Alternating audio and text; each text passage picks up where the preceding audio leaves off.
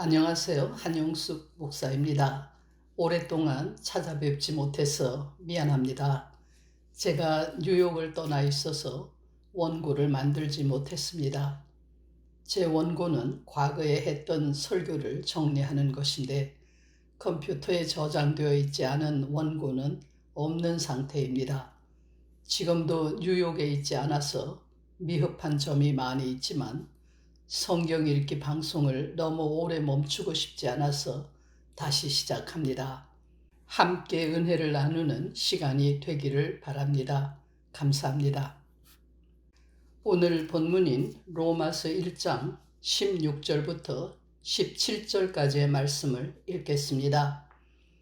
내가 복음을 부끄러워하지 아니하노니 이 복음은 모든 믿는 자에게 구원을 주시는 하나님의 능력이 됨이라. 첫째는 유대인에게요 또한 헬라인에게로다. 복음에는 하나님의 의가 나타나서 믿음으로 믿음에 이르게 하나니 기록된 바 오직 의인은 믿음으로 말미암아 살리라 함과 같으니라. 인간은 모두 죄인인데 하나님의 독생자 예수를 믿으면 죄 사함을 받고 구원을 받는다는 말씀이 복음입니다. 사도 바울은 이 복음을 부끄러워하지 않는다고 선언했습니다. 복음을 전하는 전도자로 살아온 바울의 처지가 처량하고 한심하다는 말을 하는 사람들이 많이 있었던 것 같습니다. 복음 때문에 그가 가졌던 모든 것을 버리고 고생하며 살았던 바울의 일생을 무의미하게 여겼기 때문일 것입니다.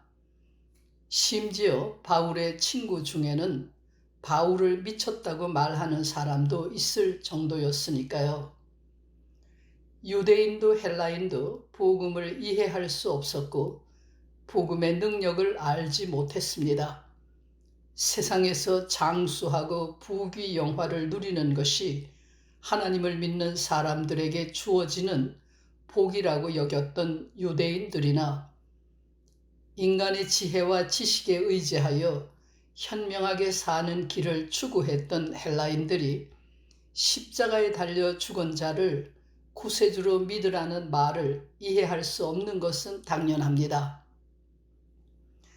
그러나 바울은 부귀영화나 인간의 지혜와 능력이 죄가 불러오는 파멸로부터 인간을 구출해낼 수 없음을 알았고 바울의 예민한 양심이 율법에 흠이 없이 살아온 자기 자신도 죄인인 줄 알게 했습니다.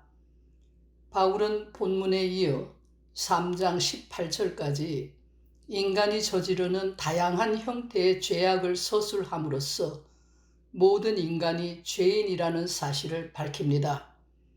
마침내 바울은 오호라 나는 곤고한 자로다. 이 사망의 몸에서 누가 나를 구원해 내랴라고 절규합니다. 바울 자신이 유난히 지은 죄가 많아서 이런 고백을 한 것은 아닙니다. 그는 죄의 세력에서 벗어날 수 없는 인간 일반의 무능력에 절규한 것입니다. 바울은 하나님께서 인간에게 살 길을 열어주기 위하여 율법을 주셨지만 어떤 인간도 그 법을 모두 지키지 못한다는 사실과 설령 율법 조문을 다 지킨다 하더라도 인간은 여전히 아니 어쩌면 더 큰 죄인이 될 뿐이라는 사실을 알았습니다. 인간은 율법을 지킴으로써 하나님의 뜻에 순종하거나 하나님의 은혜에 감사하기는커녕 하나님 앞에서 자기를 자랑하고 자기의 의를 내세우며 하나님 없이도 살 수 있을 것처럼 교만해지기 때문입니다.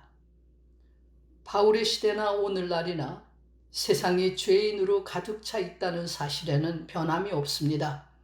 예로서 2008년 한국과 미국에서 유행했던 도덕적 해이라는 말을 생각해 보겠습니다.